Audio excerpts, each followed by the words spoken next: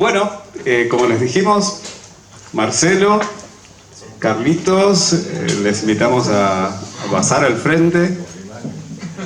Y bueno, obviamente están habilitadas las preguntas una vez que ellos den el espacio, así que aprovechen, esta gente muy sabia. Un aplauso para los chicos.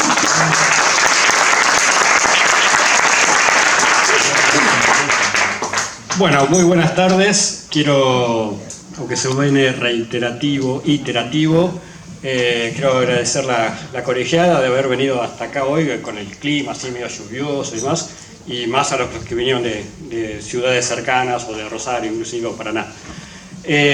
Así que gracias por acompañarnos. La verdad, mucha gente, como la otra vez, creo, bastante. Mi función hoy va a ser un poco hacer como un directo, como hago en mi canal de YouTube, en Demonios, youtube.com/demonios. Le doy un minuto para que lo anoten, youtube.com/demonios, que hago, normalmente presento al invitado y por ahí vamos a interactuar en algún momento, pero el centro de todo va a ser él. Entonces le dije, bueno, Marcelo, mandame un currículum tuyo como para presentarte, para ver. Y bueno, me mandó un WhatsApp así con un texto largo, decía, bueno, nací en 1900, no importa, en Buenos Aires, después recalé, después de recorrer varias ciudades, recalé en La Plata, soy periodista, y seguía, ¿no? Entonces dije, no, ¿cómo lo presento a Marcelo? Primero que es un gran amigo porque vive en La Plata, donde yo también vivo, así que somos amigos de hace años. De hecho, recibimos el fin de año en un directo en mi canal, en mi casa, nosotros dos solos ahí tomando y feliz 2025, no sé qué decíamos, todas esas cosas. Fue un directo muy lindo que está increíble. Entonces, ¿cómo lo presento? Bueno, Marcelo, para que sepan, para mí, es la persona, uno de los últimos ratones de hemeroteca. ¿Está bien dicho? Creo que es el último en cuanto a este tema de los ovnis, digamos, ¿no?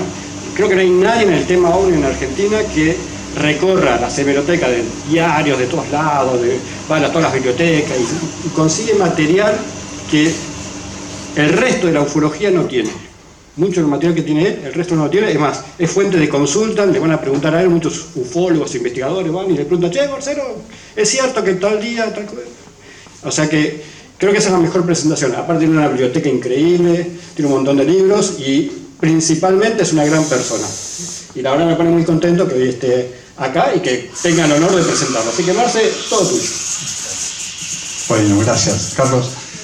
¿Y qué tal? Buenas tardes a todos primero. Para mí es un gran honor estar acá. Yo les agradezco un montón a Luis y a Lorena que pensaron en mí cuando armaron esto. Yo, como bien decía Carlos, yo soy un ratón de hemeroteca, una persona que vive rodeada de libros y periodista que investigo, pero nunca había hablado en público así. He hablado en el canal de él muchas veces, de hecho hemos hablado de libros, pero es la primera vez que me presento frente a mucha gente, muchísima gente conocida y amiga, mucha gente que no conozco también, que me parece genial que se haya acercado hasta acá. Así que bueno, venimos bien con el volumen, Checo, sí, todo bien, perfecto. Bueno, cuando Lorena me convoca, me dice, no, mirá, vamos a armar las jornadas de cultura ufológica o ufología y cultura, como se quiera llamar. Yo primero pensé, dije, porque en lo que yo me centro puntualmente es en lo que nosotros llamamos la casuística, es decir, los hechos de apariciones de ovnis o de criaturas o de casos anómalos en la provincia de Buenos Aires, que es donde yo vivo. Pero dije, no, presentar eso en el Congreso sería demasiado fácil, sería como hacer una mera lista de cosas, una estadística, y digo, no, vamos a ir más por el lado de la cultura. Y entonces pensé, un poco inspirado por el principio de la película de Damián Marcicano, que si o la vieron anoche o la pueden ver hoy, que también habla de eso, se centra en eso, dije, no, voy a extender un poco más esta cuestión de la relación entre la ufología, los ovnis y la cultura popular.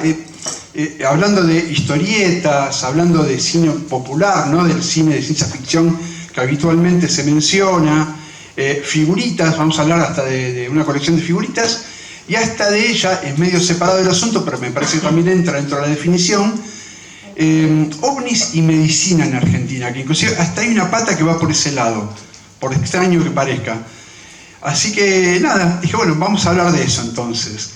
Inclusive, bueno, un poco de ego se me pasó, pero dije, bueno, para abrir la charla vamos a poner una foto mía al lado de un mural que hay en La Plata, en una esquina platense, porque el arte, el muralismo también tiene mucho de eso, de atrapar corrientes y cosas que circulan, y la cuestión ufológica está muy presente permanentemente, y eso se nota en la cantidad de gente que venía acá, en la cantidad de gente que va a otros congresos, que participa de canales de YouTube. Hay un gran movimiento con respecto al tema, con mucho respeto, a diferencia de otras épocas. Me parece que ahora se lo ve con otros ojos al fenómeno, y me parece que está perfecto eso. Carlos me presentó con mucha buena onda, él va a participar también, él no se va a quedar paradito, vamos a hacer algún diálogo, algún ping-pong, así que bueno. A ver, yo quería empezar con esto, pensando lo siguiente: ¿cómo empieza el fenómeno OVNI en la cultura, digamos, europea, que nos precedió básicamente? Porque la literatura, antes del fenómeno OVNI, mucha gente piensa que la cuestión OVNI en la literatura, la cuestión de los extraterrestres, empezó con La Guerra de los Mundos, de H.G. Wells, que es de 1897, más o menos. Digo más o menos porque primero se publicó como serial, por entregas en una revista, y después se publicó como libro. Pero es más o menos en esa época. Pero mucho antes de Wells estuvo otro amigo de la casa, se puede decir, que es Jules Verne, o Julio Verne, como se le conoce en español. Hay una novela de Julio Verne, digamos, la más conocida con respecto al espacio es De la Tierra a la Luna y Alrededor de la Luna, que son dos novelas en una. Pero antes de esa, publicó otra que es bastante menos conocida, que es esta, Robur el Conquistador. ¿Y por qué quería destacar esto? Porque Robur el Conquistador, Robur es una especie, creo que todos conocen las 20.000 leguas de viaje submarino, el Nautilus y el Capitán Nemo, ¿no? Esa historia existencialista casi, del hombre que aislado, ese héroe solo que recorre los mares, siempre separado del mundo, por una desgracia que tuvo. Bueno, Robur, creo que es Robur, ¿no? Yo tengo acá mi novia que se exporta en francés, me puede corregir, ¿es Robur? ¿Está bien pronunciado? Bueno, Robert, vamos a decir Robur, total está escrito así. Bueno, claro, yo acá tengo asesores por favor. Bueno, yo voy a decir Robur, no me sale por ahora. Todo para hacer participar a tu... Sí, acá participan todos. Acá participan todos. Esto es como un stand-up, viste que el stand-upero le pregunta a la gente qué le pasó. Bueno, acá. La cuestión es que, volviendo al tema, Robur. Robur es como el Capitán Nemo, pero del aire. Lo que hizo Robur fue, no es mucho spoiler porque está clarísimo en la novela, construyó un barco aéreo. Pero ¿qué pasa?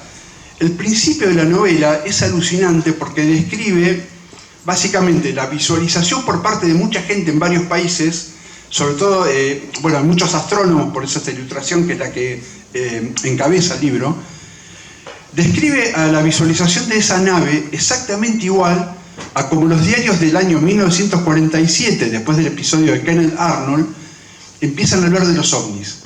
Que hay algo en el cielo, que es lo que pasa, que hay que mirar el cielo, hay algo extraño, que no se sabe qué es, que es un arma, que esto, que lo otro. Pero bueno, Julio Verne lo anticipó muchos años antes, inclusive se anticipó en varios años a un famoso episodio en Estados Unidos, que es el de la nave aérea, que es más o menos lo mismo que describe Verne, pero ocurrió en Estados Unidos en 1897, el mismo año que esa novela de Wells. Esa es la nave de Robur. Es una especie de barco, helicóptero, no sé cómo realmente definirlo, pero es una especie de bicho raro, que en ese momento no había nada similar, y había experimentos con naves más pesadas que el aire, pero bueno, el asunto es que Robur logra eso. Pero lo importante es centrarnos en que es la primera mención de apariciones de cosas raras en el cielo que están descritas exactamente igual a los diarios de 1947. Obviamente nos podemos ir mucho más atrás, la Biblia, bueno, el que más o menos ha salido sobre este tema no hace falta que le explique, hay un montón de información, pinturas del Renacimiento, bueno, pero yo considero que la novela de Verne es la primera que habla del tema OVNI en términos modernos, en términos de algo extraño en el cielo, que puede ser un arma, que puede ser tal cosa, que hasta se habló de que fuera de otro mundo, tranquilamente. Bueno, de ahí saltamos, como dije recién, 11 años después, aparece el señor Wells. Esta es un facsímil de la primera edición como libro, ¿no? 1897. Bueno, no hace falta que me extienda mucho, creo que casi todo el mundo conoce cómo es el desarrollo de la novela de Wells. Los marcianos que miran a la Tierra con cierto deseo, vienen acá, hacen un desastre y terminan muriendo por un virus que ellos no tenían, que a mí siempre me llama la atención, ¿no? Tanta tecnología y llegan acá y no sabían que podía más, bueno, pero no importa. La cuestión es que Wells planta las bases de la ciencia ficción moderna de alguna forma también, y sobre todo del extraterrestre como invasor, como agresor. Que eso antes no se pensaba, uno pensaba, bueno, los seres que están ahí, qué sé yo, bueno. Pero Wells lo plantea y toda la ciencia ficción de la primera mitad del siglo XX va por ese lado. Es agresión permanente, invasiones, etc. Bueno, Wells lo planteó acá y esto continuó. Estas son también ilustraciones bastante conocidas, ¿no? Que aparecen en las varias películas que hay. Creo que hay una del 53, creo que es. Después hay, bueno, la versión de 2005, hay series, hasta hay un musical que es alucinante de la Guerra de los Mundos.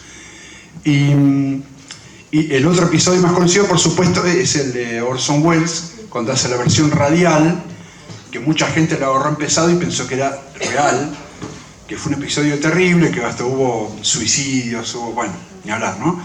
Que esto fue en 1938, creo, 38-39. Bueno, claro.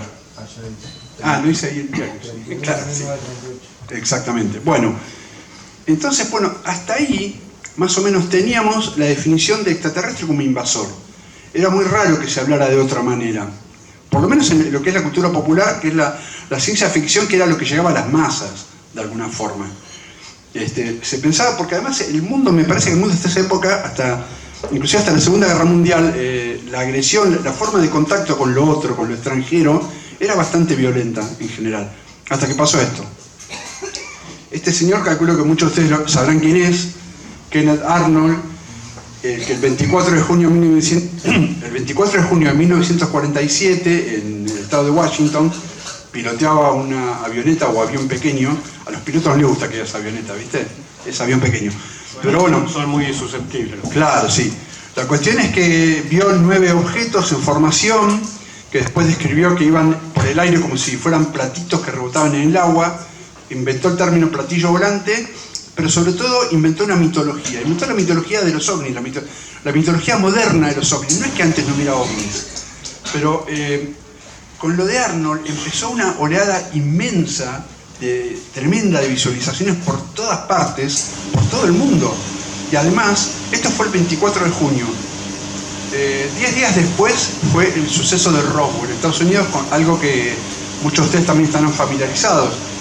Presuntamente un ovni pasó sobre este lugar de Nuevo México, se estrelló, se rescataron cuerpos, bueno, se llegó en algún momento apareció hasta un video con una supuesta autopsia, etcétera, etcétera. Eso está bien desarrollado en la película de Damián, otro también, los invito, por favor, vean la película. Pero, ¿qué pasó también con el caso Arnold? A partir de acá, los ovnis dejaron de ser violentos. A partir de acá, los extraterrestres empiezan a llegar con mensajes de paz y buena onda, y cambia por completo el concepto de alienígena. Dejan de ser los tipos que vienen a conquistar la Tierra y empiezan a ser los tipos que vienen a dar mensajes de buena onda. Y eso se ve muy bien reflejado en lo que hoy les quería comentar. En realidad todo esto fue una introducción para ir a la parte de... Vamos a empezar primero con revistas infantiles, historietas de Argentina. Yo me quería circunscribir a Argentina, obviamente uno puede revisar todo el mundo, es inmenso, pero bueno, Argentina, sobre todo lo que yo conocí, que lo conocí personalmente y muchos de ustedes supongo que también. Vamos a empezar con una historieta que creo que, insisto, muchos de ustedes deben conocer. Perdón, se me chipoteó esto. Yo cuando dije que después de lo de Arnold hubo apariciones en todas partes, esta fue la primera aparición en Argentina. Es el primer diario que refleja el primer ovni de Argentina, 11 de julio de 1947, y fue en la ciudad donde vivimos Carlos y yo, en La Plata. Y bueno, el titular es alucinante. Yo estuve en ese lugar muchas veces, digamos, ha cambiado por completo. Y lo que es notable, entre todo lo que se puede ver ahí, a mí me fascina que diga que el ovni se posó sobre un naranjo y hay una foto de un eucalipto. Es así, como diciendo, loco, no pueden reconocer un naranjo. Mirá que en La Plata está lleno de naranjos, es la ciudad prácticamente, entre los tiros y naranjos tienen media ciudad. Pero bueno, eso no es un naranjo, claramente. Y acá mismo, acá no se alcanza a ver, pero ahora les voy a hacer un acercamiento porque es como para ir al tema de las historietas, ¿no? Allá arriba incluyeron 2 chistes. Ya de por sí, ya al principio se empezó a hacer humor con esto. Esta es otra imagen de otro diario. Acá ven, ¿eh? Y usted vio los platos, ¿ven? El humor de los ovnis, que no existía esto porque era algo novedoso, el tema de los platos voladores. Entonces, bueno, empezaron a tomárselo medio a la jarana, un poco en broma. Usted vio los platos voladores, bueno, acá hay otro. Estos son los 2 chistes que están sobre la noticia, ¿no? Me estoy haciendo el plato volador, le dice también, bueno. Esto, como les dije, fue el año 1947. Ahí nomás empiezan a aparecer libros sobre el tema. El primero que aparece en Argentina, creo que es del 52, 53. Y también empiezan a aparecer las historietas respectivas. Una de las primeras que yo tengo identificadas, la publica este dibujante. Ustedes supongo que ubicaron el personaje, Pelo Pincho y Cachirula, revista Anteojito. Pero esto es anterior a Anteojito, porque Pelo Pincho y Cachirula de Fola, que era uruguayo, pero vino a vivir a Argentina y empezó a dibujar acá. Esta historieta en particular salió en la revista Villiquen. Anteojito aparece en 1964 y esto es de 1953, cuando recién empezaba el tema. Y acá, inclusive, hasta está muy bueno el detalle del ovni, que se ven hasta los remaches. El famoso ovni de tuercas y tornillos, como se le hablaba a los ovnis de antes. Pero bueno, este es un ovni verdadero. Después el dibujante Fola retoma el tema muchas veces. Me fascinaba el tema de los extraterrestres, los ovnis. Y insisto con esto, yo tenía 7, 8, 9 años y leía estas historietas y fue parte de mi formación como futuro, no sé si futuro ufólogo, pero muchos leyeron esto y algunos después nos metimos con el tema. Pero digo que estaba presente en nuestra cultura, era una parte importante. Acá creo que hay, a ver, sí, acá hay una historieta completa donde Pelo Pincho y Cachirula se preparan para ir a otro planeta y se les ocurre, bueno, vamos a traer un extraterrestre para exhibirlo y ganar plata, ¿no? ¿Y qué pasa? Le sale al revés. Sensacional, ve a los seres terrestres, digamos, le sale el tiro por la culata.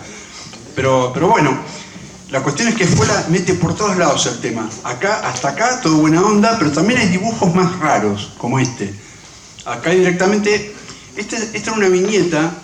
Fola, además de la historieta, tenía unas viñetas que se llamaban Divúlguelo, donde ponía algún dato de cultura popular, algún dato interesante. Por ejemplo, iba relacionado con cuánto se acelera el corazón cuando uno tiene miedo.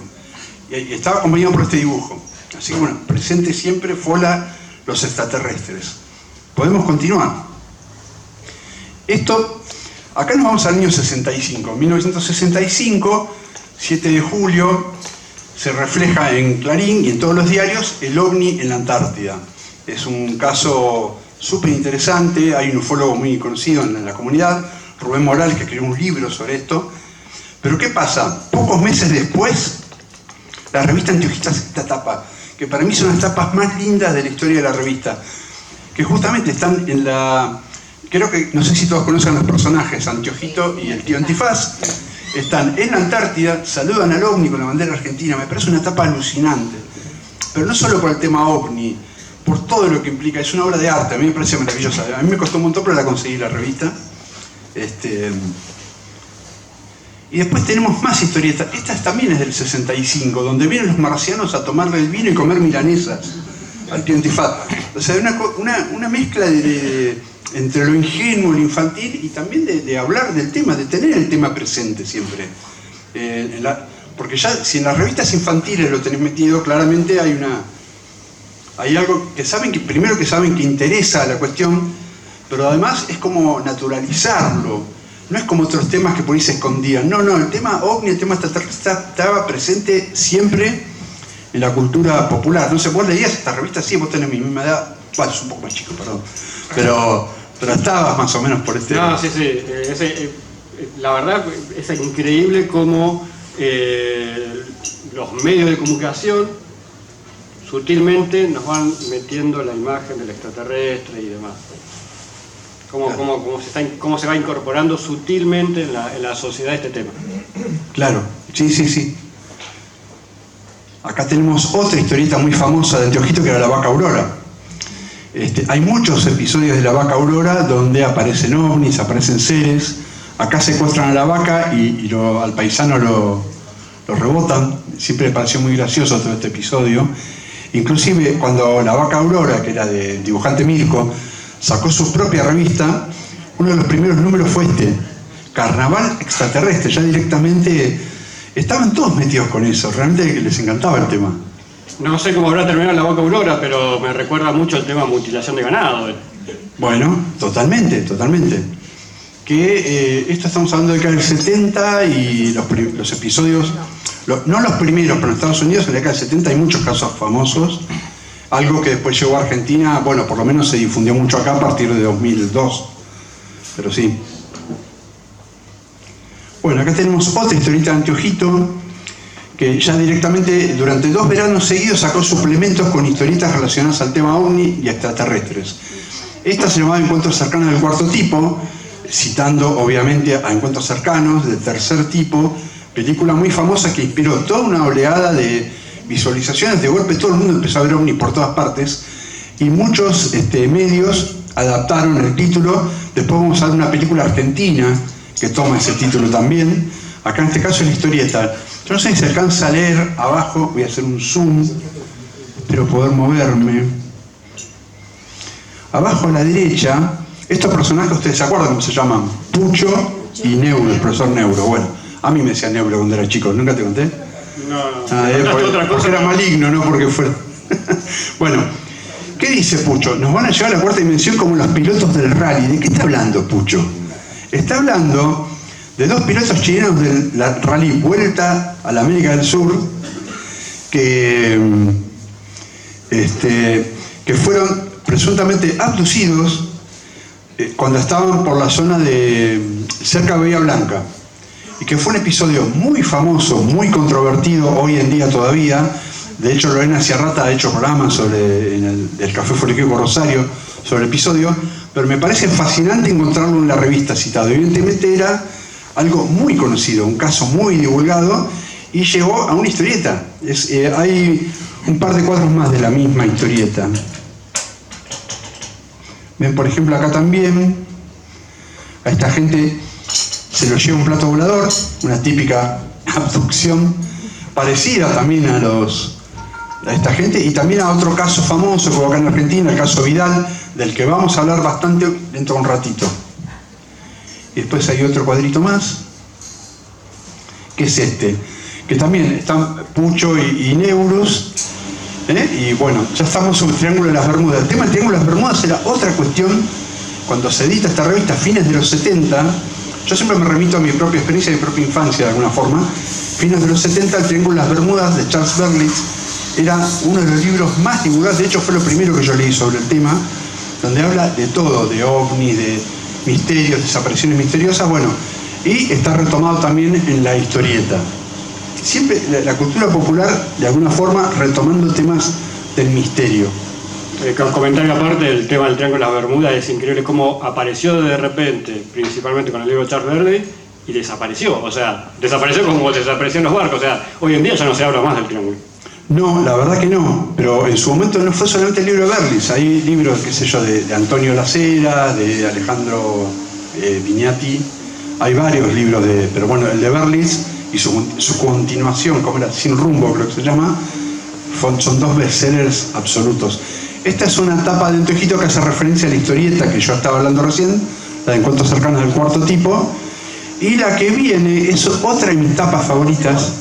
Me parece fascinante esta tapa, que está el extraterrestre, está el perrito Pichichus con la cámara, el ovni, tiene toda esa tapa, realmente me parece alucinante. Es otra de las revistas que yo tengo también atesoradas.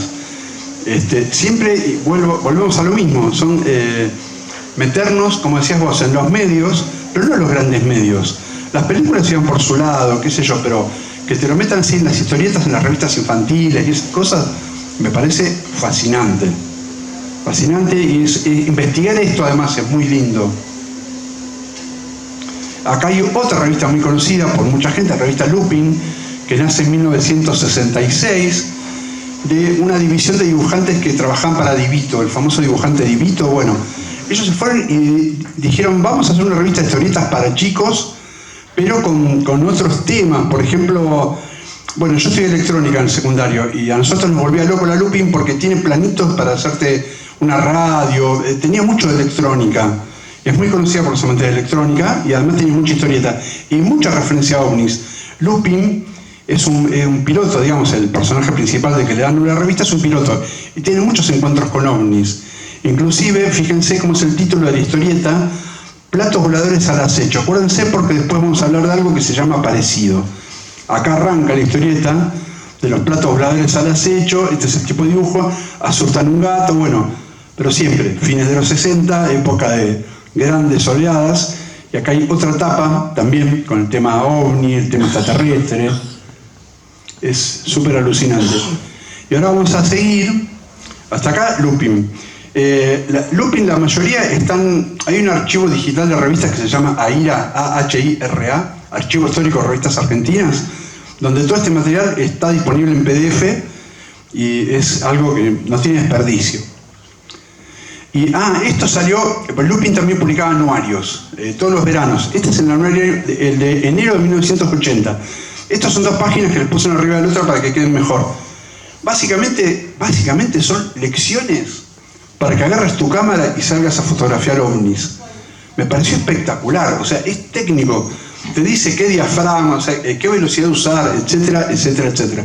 Y está orientado a chicos. Ya pasa de historietas sobre ovnis a decirte, andá a sacar fotos de ovnis, yo te explico cómo. Se ve que poca gente leyó ese artículo porque las fotos de ovnis normalmente están todas borrosas, desenfocadas. Sí, siempre se dice, ¿no? La paradoja de la época, cada vez tenemos mejores cámaras y más cámaras y las fotos son cada vez peores. Uno ve fotos de los 70, de los 60 y son mejores. Pero bueno, eso ya es algo más filosófico, ya va más de qué es el fenómeno ovni, si está separado del ser humano o es lo mismo, pero no me voy a meter ahí, pero sí es cierto lo que decís vos, totalmente. Igual yo siempre creo que es tan sorpresivo, yo que he visto muchas fotos y he leído libros de fotografía de ovni, y muchas veces te agarra y no que tenés la cámara en la mano y no lo fotografías. Hay un montón de casos, bueno, él es experto también en eso, así que es real, ¿no? Hay un montón de casos documentados que el testigo tiene cámara y no lo fotografía. Es que no sabés cómo vas a reaccionar ante un hecho desconocido.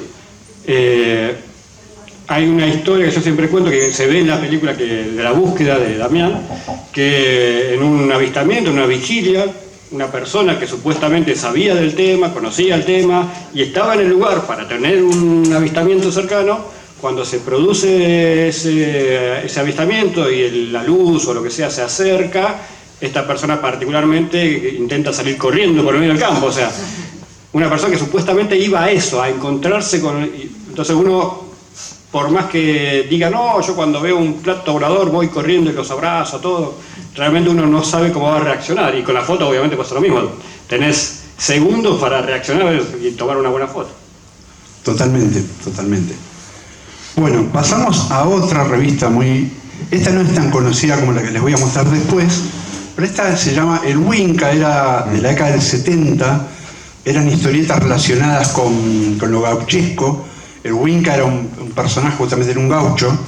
Winca es como le llamaban los originarios a los españoles, digamos, los cristianos, le llamaban Winca, era la palabra. Y bueno, la historieta es muy interesante, pero este número en particular tiene una historieta muy notable que es, acá lo ven, no sé si se alcanza a leer, entre indios, pampas y ovnis. Y describe el aterrizaje de unos seres en Tandil.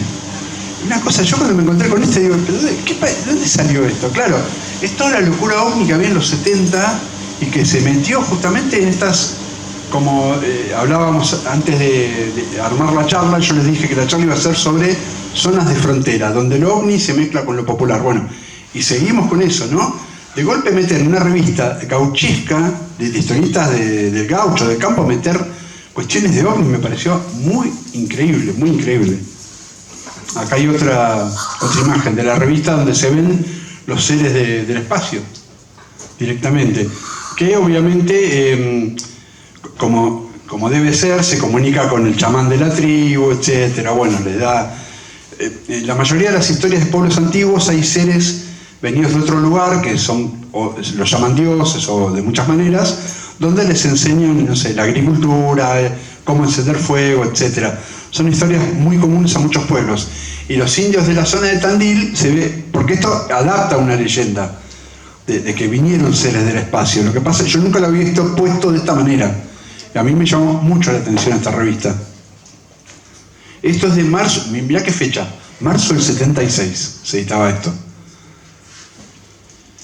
Y acá llegamos a la gran historieta argentina, con perdón del Eternauta, inclusive para mí no hay que quedarla, Patoruzú, es una espectacular. Bueno, y Patoruzú tiene muchas historias relacionadas con ovnis y extraterrestres, pero muchas, donde la gran mayoría terminan siendo estafas, o sea, gente disfrazada, al estilo Scooby-Doo, viste, que siempre el malo era uno que le sacan la capa. Bueno, acá también, siempre, porque ¿qué quieren de Patoruzú? La plata, porque no sé si conocen bien la historia. Patoruzú es descendiente de los Patoruzek, unos caciques de Tehuelches, y tiene una bóveda con una fortuna incalculable. De hecho, la historieta es dueño de media Patagonia, prácticamente es un cacique terrateniente. Pero bueno. Sí, no sé por qué se me vienen algunos nombres solamente, pero bueno. Claro, bueno, pero la cuestión es que siempre lo quieren jorobar a Patoruzú, le quieren, bueno, entonces se le disfrazan. Y hay varias, estas tapas son alucinantes, son de varias épocas, no me acuerdo bien los años, pero esta debe ser de acá, del 50 probablemente. Esta es mucho más nueva, de hecho, esta es una reedición. En alguna época se empezaron a reeditar viejas historietas, por ir cambiando ciertas cosas, por ejemplo el signo monetario. Las que salieron en los 80, no esta porque es del 84, pero del 85 para acá, hablaban de australes, digamos, les cambiaron un poquito, pero bueno, esta es otra con el visitante del espacio, es otra interesante, plaga ovnica. Nunca escuché esta palabra ovnica, ratear los ovnis, pero me gusta mucho, es la hipérbole de la tapa, la exageración, ¿no?, de Patoruzú, protegiendo el mundo. Es una cosa, a mí me encanta, la verdad que me fascina.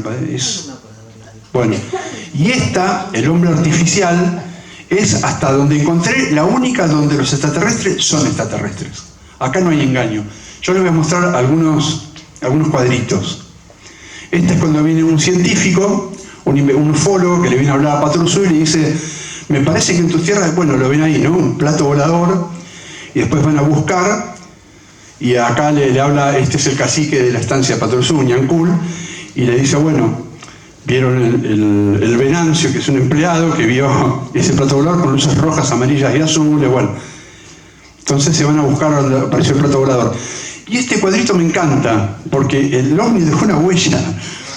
Acá está la quemazón, la nave es enorme, y me recuerda mucho, y acá se va a reír mucho Lorena, a la huella del pajarillo en Capilla del Monte, que bueno, que se discute si fue una mancha, si alguien la quemó, si fue efectivamente un ovni, pero bueno, yo creo que el dibujante, no sé si esto es anterior a la huella del pajarillo inclusive, este es del 84 y es una reedición, pero bueno, huellas hubo siempre. En la película de Damián se habla mucho de las huellas de Atalaya, las 150 huellas. Bueno, la marca en el pasto es algo clásico del ovni en cuanto a físico, ¿no?, contacto físico.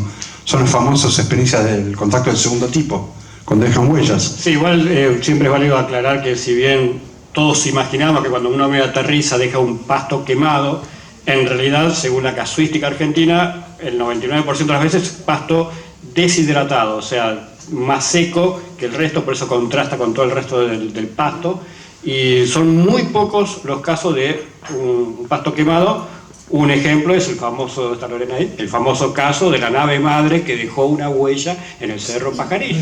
Porque fue eso, claramente. Está totalmente, o sea, no sé. Está totalmente probado. Sí, no sé por qué andan hablando de la quemazón. Lo que están haciendo es juzgarme. No, te estamos haciendo bullying, no es lo mismo. Es bullying, porque yo digo que para mí es la mancha del pajarillo. Pero bueno, eso es tema para otra charla, para otra conferencia, Exacto. si querés. Sí, que es mucho más largo, ¿no? Y acá, ven lo que les decía, acá aparecen los seres que se asombra Patoruzú y son seres realmente extraterrestres. Bueno, hay una serie de peripecias, bueno, que lo prueban a Patoruzú. El hombre artificial del título es una especie de androide que pelea con Patoruzú, etc. Bueno, mientras pasa todo lo que pasa, Isidoro, que es el padrino de Patoruzú, que es un tránfugo, un piola bárbaro, van a ver lo que hace Isidoro. Mientras Patoruzú pelea, se pone un casino en el plato volador. Es buenísimo. No, esta historia es una de las mejores de Patoruzú, en ese sentido. Bueno, obviamente que después lo sacan carpiendo. Me encanta la palabra what. What, sí, una verdad que, bueno, te marca mucho la época también, ¿no? De la historieta, años 70. Y la otra, la que se escindió de alguna forma de Patoruzú, porque apareció mucho después, es Patorucito. Que es Patoruzú chiquito, pero hay muchos estudios sobre eso, que algunos dicen que no es Patoruzú chiquito, que es otra cosa, un primo. Bueno, pero también está Isidorito, pero no vamos a ir por ahí. Pero lo interesante es que es otra también relacionada con el tema OVNI, se ve clarito en la tapa. Esta es otra reedición desde 2013, es bastante nueva.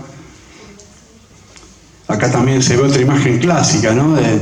Nos invaden platos voladores, encerrarse en las casas. Imagínate, ¿no? Yo haría mucho Patoruzú y Patorucito cuando iba el verano a la costa.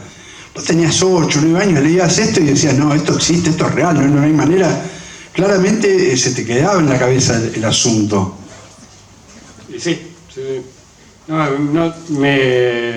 Eso de esconderse en las casas. Pandemia. Sí, pandemia, estaba pensando en eso, pero bueno, no nos vayamos de tema, sigamos.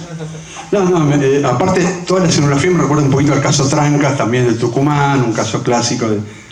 Pero bueno, también es otra cuestión para investigar. Y acá, este cuadrito, me gustó mucho esta página, porque lo están abduciendo a Patoruzú. En realidad no lo están abduciendo, es otra historieta de las que es mentira, digamos. Y se nota que hay un hilo, ¿no?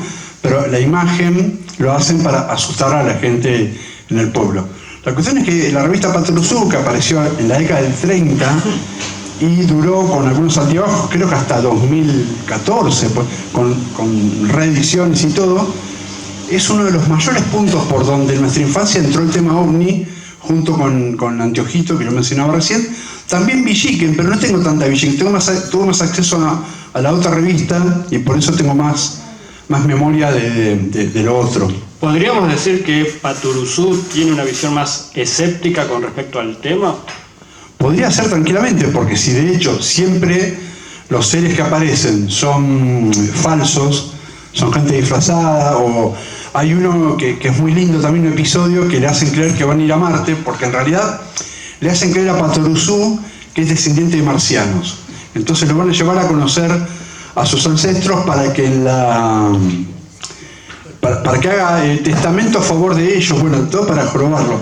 Y lo meten en una especie de cohete, le proyectan imágenes, le proyectan diapositivas del espacio, y entre las diapositivas se cuela una de Isidoro, que es una corista de un teatro de revistas. Y dicen, qué raro con el espacio esto. Pero bueno, es todo así. Pero sí, hay una visión escéptica en general, comparado con lo que son las de Anteojito, es cierto. Los seres generalmente son gente que quiere estafar a Patoruzú o a Patorucito, salvo la que mostré antes, que es la única que realmente son seres del espacio. Yo comenté antes que a partir de 1947 para acá los extraterrestres se vuelven más bonachones de alguna forma, pero no siempre. Eso en los casos reales, en los casos, digamos, documentados, en la no ficción se puede decir, el relato periodístico. El relato de ficción, como vimos un poco también, siguen siendo extraterrestres agresivos de alguna forma, y eso queda muy claro en una historieta muy interesante que en realidad salió en un álbum de figuritas, pero no deja de ser una historieta contada con figuritas, que de eso vamos a hablar ahora un poco. Este era el álbum que salió en 1971. Superfútbol, álbum de equipos de esa época, que los sobres eran muy grandes porque venían estos tarjetones enormes con figuras de jugadores de la época, pero además incluían cada sobre 2 figuritas de algo muy interesante. ¿Qué es esto? Platos voladores al ataque, muy parecida al título de la Patoruzú, de la Lupin, Platos voladores al acecho. ¿Qué es esto de platos voladores al ataque? Bueno, acá no se alcanza mucho a leer, pero yo se los comento. Es una historieta del mismo creador del Eternauta, de Héctor Oesterheld, y es dibujada por Alberto Breccia, un gran dibujante de historietas espectacular. Bueno, que fue contada en forma de figuritas en lugar de esta es la contratapa del álbum, y esta es la primera figurita, para que vean. Esto, digamos, tiene poca definición porque era un cartoncito, y empieza con la síntesis del argumento. Son seres de Plutón que se dan cuenta de que si les trasplantan un corazón terrestre se vuelven inmortales. Entonces deciden venir a la Tierra para matar la mayor cantidad de terrestres posible para lograr el terror y conquistar el mundo, pero no matarlos a todos porque necesitan los corazones. Entonces crean el terror a través de una serie de eventos desopilantes y surrealistas que dura más o menos 100 figuritas. Este es el principio, cuando atacan el primer auto, cuando empieza la historia. Hay algunas salteadas, bueno, y el primer lugar que deciden atacar es Argentina, por alguna razón, pero también, bueno, tienen que conquistar a los chicos que compran las figuritas de fútbol. Bueno, ¿qué podemos hacer? Poner una historia de ciencia ficción acá, como hizo el Eternauta muchos años antes, que también fue una cosa muy novedosa. Todas las historias de ciencia ficción transcurrían en Estados Unidos, Europa, las que venían de Japón, obviamente en Tokio, ¿no? Pero no había historias de este estilo contadas acá. Entonces, bueno, esta historieta, insisto, al igual que el Eternauta, que es del mismo escritor, tuvo esa idea maravillosa, digamos, no mucho para los habitantes de Buenos Aires, pero muestran la destrucción del obelisco, y aparte el dibujo es bastante realista. Este edificio existe, la Trusco Yo, el relojero. Los que conocen Buenos Aires seguramente lo tienen que haber visto.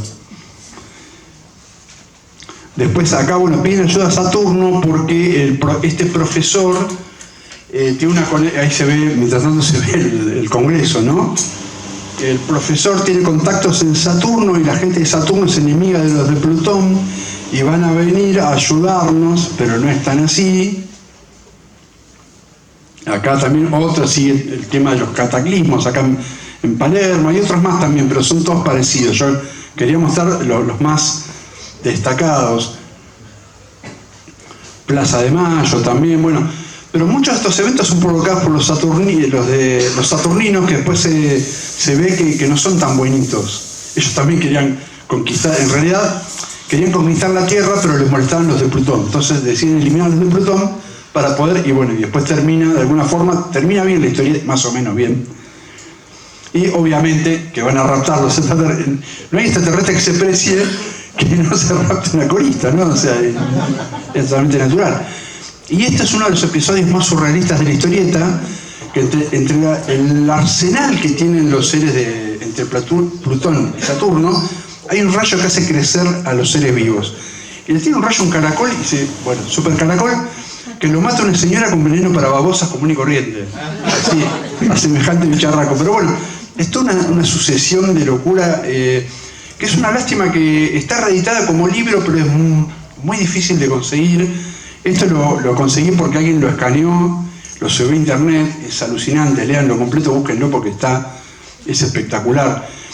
Iba a meter el Eternauta en esta selección para la charla, pero la verdad es que es tan conocida la historia, y encima hace poco apareció la versión de Netflix, que es bastante libre, pero que igual adapta un pedacito de la historia. Pero bueno, digamos que creo que el que le interesa realmente ya se leyó todo, se vio todo, porque esto no es tan conocido. Me pareció que estaba bueno para meterlo. Y ¿cómo venimos con el tiempo? No quiero pasarme de la horita, pero 10 minutos más. Bueno, está bien, incluimos preguntas y eso, ¿no? Obvio. Bueno, acá quería llegar al cine, entonces en la parte de cine vamos a hacer un poquito más rápido. El 6 de julio de 1978 se estrena esta película que es capital en la historia de la ciencia ficción y de la ufología. Porque como comenté, en Argentina se estrenó el 6 de julio. Se estrenó el 25 de diciembre en Estados Unidos, del año anterior. Pero bueno, antes acá, parece una locura, pero antes acá llegaba todo mucho más tarde. Bueno, Encuentros cercanos del tercer tipo. Pocos meses después, el mismo año, se estrena esto. Encuentros muy cercanos con señores de cualquier tipo. Pero no tardaron ni 3 meses en estrenar la película. Es increíble lo que hicieron. Pero es como que el cine... Por eso yo quiero mencionar el cine argentino más popular, porque de Hombre Mirando al Sudeste se ha hablado mucho, pero de esto no tanto, y bien parece re interesante. En este caso la película no tiene nada que ver con la premisa OVNI, pero sí robaban el título. Acá es el título interior, es una película de Hugo Moser con Porcel Olmedo. Hablamos del año 78, de hecho la película empieza con referencias y termina también con referencias al Mundial de ese año. Esta es otra película, también es una bizarreada absoluta, está todo en YouTube si la quieren ver. Esta película se estrena en 1983, 4 meses después del estreno de E.T. en Argentina, que había sido en Navidad del 82. Bueno, y acá obviamente esta película es muy famosa porque incluye a un extraterrestre real, ahora lo vamos a ver. Este es el título, este es la parte de una banda que están buscando a este muchacho. A este muchacho, que es la versión, voy a correr el puntero del mouse. Bueno, todos recuerdan al extraterrestre de la película original de Spielberg, ¿no? Yo imagino que Spielberg vio este y dijo, no, ¿dónde acepté? Detalle muy interesante. En esa época estaba Roger Corman, no sé si les suena el nombre, uno de los productores de cine clase B más famosos de la historia. Estaba filmando películas en Argentina, hubo un arreglo con productoras como Aries y otras más, y entonces le propusieron en ese arreglo que necesitaban un muñeco para la película, algo parecido a T. Corman dijo, bueno, qué sé yo ahora qué. ¿Y qué les hizo? La cabeza del T y la mano. Y después el resto era, ustedes ven la película, aparece el muñeco siempre tapado con un poncho, porque abajo había una persona de reducida estatura, podríamos decir.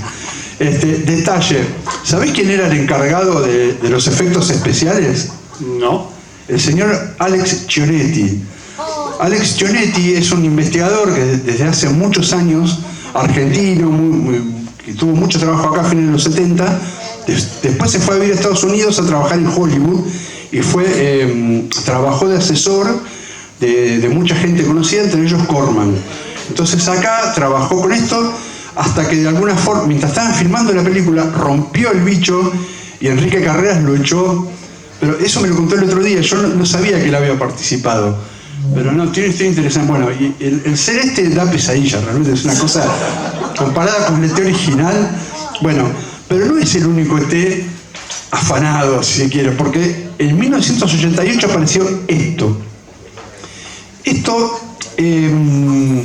En mayo del 88 se estrena en Argentina ALF, ¿no? La famosa serie ALF, que ALF es el acrónimo de Alien Life Form, bueno, de ahí viene ALF. Y en agosto del 88 se estrena esto, que es un robo a ALF, pero descarado, y que además tiene el muñeco. Si el anterior era feo, esperen a ver este. Bueno, esto es la llama que llama con... No, bueno, este es el muñeco de ALF.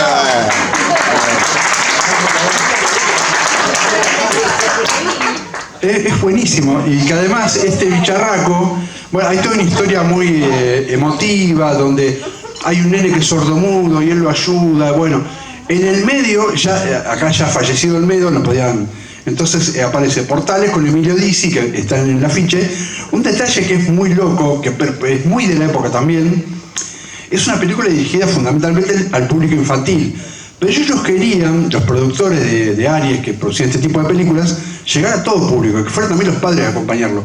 Y para que fueran los padres había que meter un gancho, que yo acá no voy a mostrar, pero la película sí que está en YouTube, que es, en un momento los personajes que están buscando al bicho se meten en un salón de masajes con chicas con muy poca ropa, que realmente por una película infantil es como que decir, ¿qué es esto?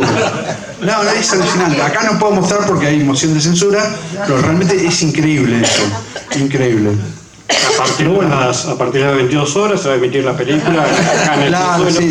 Después del horario de protección al menor, la pasamos. Bueno, pero todo esto fue en la década del 80. Bueno, la primera es del año 78. Pero, para ir cerrando, la película que para mí mejor refleja la locura ovni de los 60 es esta. Che OVNI. Esta es una foto, yo iba a traer el afiche, pero era demasiado lío traerlo. Yo tengo el afiche de esta película. Y es una película donde un cantante de tango, que es este señor que está acá en el medio, que es Jorge Sobral, alguien que fue muy famoso en esa época, teletransportado a España en su auto, y después también viaja a París y a Londres, donde triunfa como cantante, etc. Pero siempre siguiendo una trama alienígena. De hecho, ven ahí el dibujo del plato volador que se lleva el auto. Por acá hay acá hay otro también. Esta es una publicidad. Y acá les voy a mostrar, acá está, esto aparece en la película, este es el fotograma de la película. Es lo más trucho, pero si lo anterior era trucho, esto es increíble. Bueno, ¿y cuál es el tema de esta película? ¿Qué es lo que tiene de notable? Para empezar, la cuestión de teletransportación es lo más interesante. ¿Por qué? Porque está relacionada con uno de los casos más famosos de la historia argentina del tema OVNI, que es el caso del matrimonio Vidal. El caso Vidal, ese mismo año, esta película se estrenó el 7 de agosto de 1968. En mayo de ese año apareció en todos los diarios una noticia, que siempre un rumor que alguien sabía que le habían contado, pero nadie encontró a los protagonistas. Un matrimonio que iba de Coronel... ¿Cómo era? De Maipú, Coronel Vidal. De Coronel Vidal, ahí está, a Chascomús, y de golpe desaparece. Desaparece, y cuando empiezan a ver dónde están, y que yo estaban en el DF de México, habían aparecido en México. Empiezan a averiguar y todo, y la embajada los termina trayendo de vuelta a Argentina. Es una historia que corrió muchísimo en la época, se habló un montón. Claro, 3 meses después aparece la película y parece haber algunas casualidades, entre ellas hasta la marca del auto es la misma, más allá que no sea el mismo modelo. Los Vidal tenían un 403 y este es un 404, de hecho, por acá, ahora volvemos. Este es el 403, el de los Vidal, y en la película aparece un 404 que es mucho más conocido, es el taxi de Rolando Rivas, bueno. Pero, ¿y cuál es el tema con la película y esto? Que lo que dijo el mismo director muchos años después, y que sostiene la mayoría de los investigadores, es que la película, lo del caso Vidal, fue un rumor iniciado como promoción para la película. Porque también había, en realidad lo único que tiene en común es 2 personas que ven un auto y desaparecen y aparecen en otro país. Pero después ahí se termina toda la coincidencia. Los Vidal aparecen en México, ellos aparecen en España, eran un matrimonio. Esto en la película Che OVNI es un cantante de tango que está haciendo dedo y lo levanta una chica que ve en el auto y de golpe aparecen sin saber nada. Bueno, ahí se ve, ¿no? El cartel del aeropuerto de Madrid. Bueno, estos son los tripulantes del OVNI. Juan Díaz Cuchuflito, lo recuerdan, y Portales otra vez, que se ve que le interesaba el tema y lo metían en todo.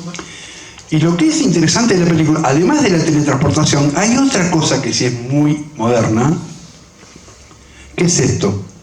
Ella es Marcela López Rey, y en la película es una extraterrestre, de hecho le llaman todo el tiempo la cósmica, la chica cósmica. ¿Y cuál es el propósito de la cósmica? ¿Por qué lo teletransportaron a Solar? Para que tenga hijos con ella, para crear una raza híbrida. Eso es súper moderno para 1968. De hecho, es la base también de toda una línea argumental de Expedientes X y un montón de historias de ciencia ficción. Por eso, la película, más allá de ser una comedia bastante pavota, no deja de plantear cosas muy interesantes para la época. Me parece súper genial. ¿Cuántas estrellas le damos a la película? Es muy difícil de calificar, tiene su propia... Sí, no. La verdad, yo la vi como 4 veces porque me interesa el tema, pero si vos la querés ver como comedia es un plomazo, como película musical es un bodrio también. En realidad es muy difícil, pero también está en YouTube en buena calidad, o sea, las capturas las saqué de ahí, inclusive, que están sacadas de Canal Volver, ¿no? Tienen la hora y todo. Pero bueno, no sé si hacemos tiempo, yo quería comentar un temita más y después ya cerrar. ¿Te parece? No sé qué dicen los... ¿Qué dice la persona que continúa? ¿Seguimos? Bueno, entonces como diciendo... Bueno. No, algo que... Hablamos de historietas, hablamos de figuritas, hablamos de cine. Siempre estamos con lo mismo, ¿no? Con cultura popular, con la frontera entre la realidad, presunta realidad de los ovnis y la ficción. Bueno, ¿qué otra cosa más interesante hubo en Argentina relacionada con esto? Bueno, hay un caso que es maravilloso, que a mí me parece que da para escribir un libro que realmente hasta ahora nunca se hizo, que es, tiene que ver con esto. Esto no sé si lo ubican, es una foto muy famosa, donde por primera vez se ve este símbolo en un plato volador. Este es el caso Vallecas, ¿no? Esto es en Madrid, 1962, si no me equivoco. La famosa foto esta. Valdés, sí. Bueno, esta es la primera vez que aparece este símbolo, que es el símbolo de Humo. Humo es un presunto pueblo alienígena que viene de una estrella de Wolf 424, que vino a la Tierra hace muchísimos años, se mezcló con la gente y en un momento empezó a mandar cartas a investigadores. Y esto es una saga que es enorme, que no termina, que en algún momento parecía haberse cerrado cuando un investigador dijo que él había inventado todo, pero es muy raro. Fue tan grande a nivel mundial esto que es muy raro que una sola persona haya hecho todo. Yo apunto más en todo caso a alguna cosa de inteligencia, algún tipo, para ver cómo iba a reaccionar los seres humanos con la entrada de extraterrestres. Bueno, pero ¿qué tiene que ver esto con Argentina? Más allá de que hubo investigadores argentinos que recibieron cartas de humo, el mismo Viñate que hablamos recién, bueno, Serpa creo que también, Fabio Serpa. En la década del 70, en la localidad bonaerense de Cañuelas, sur del Gran Buenos Aires, a alguien se le ocurrió poner una clínica humita, una clínica de ciencia extraterrestre, así como lo escuchan, y en el frente de la clínica estaba este plato volador de hormigón armado y plástico. Era la presentación de la clínica. ¿De quién había sido la idea? De este muchacho. Este hombre, Carlos Eduardo de Jerez, nació en Bragado, pero también provincia de Buenos Aires, en la década del 30, tenía más o menos 40 años cuando se le ocurre la idea, y hace toda una historia, una clínica con aparatos presuntamente extraterrestres. En una entrevista había dicho que tenía médicos de Ganímedes trabajando, cosas por el estilo, pero sí. Recordemos que Ganímedes es uno de los orígenes más famosos de los ovnis, a partir de un libro que se llama Yo visité Ganímedes, de un peruano, cuyo seudónimo es Josip Ibrahim. Bueno, es un satélite de Júpiter, y él decía que tenía médicos de Ganímedes, bueno, trabajando. Esta es la tarjeta, este era el nombre oficial, Plan de Investigación Científica Argentina Internacional de Neurología.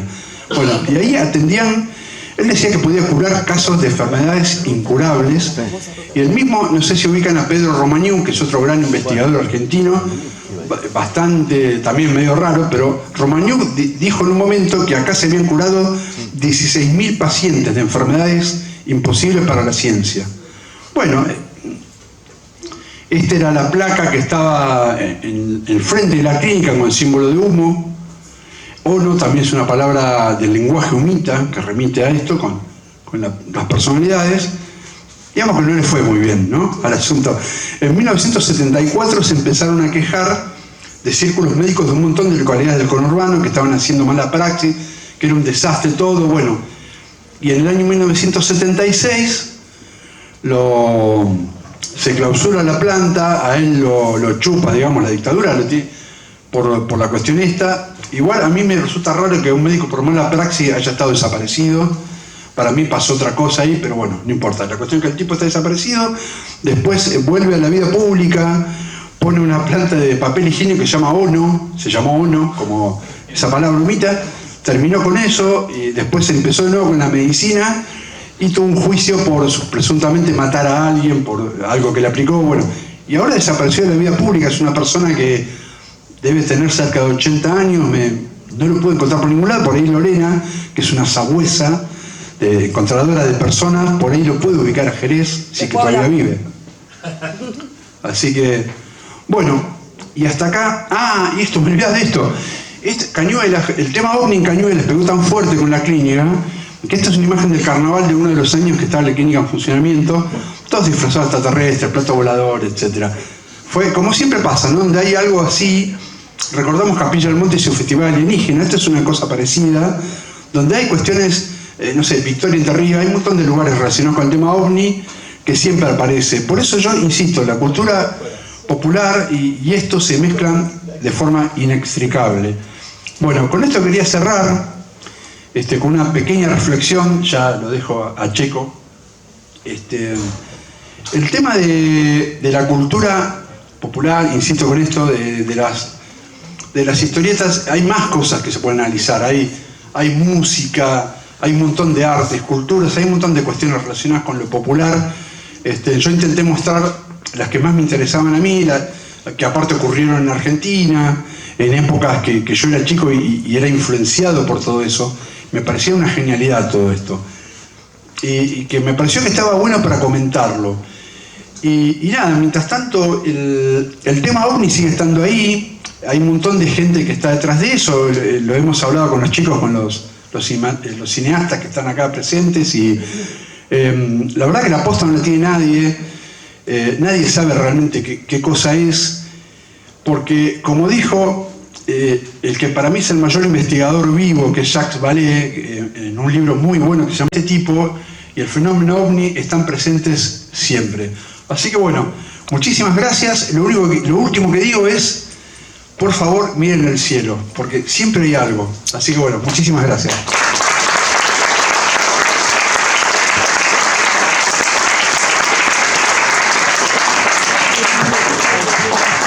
Bueno, agradecemos a Marcelo Metayer, entonces, que vino de La Plata con Carlitos Diurchuk.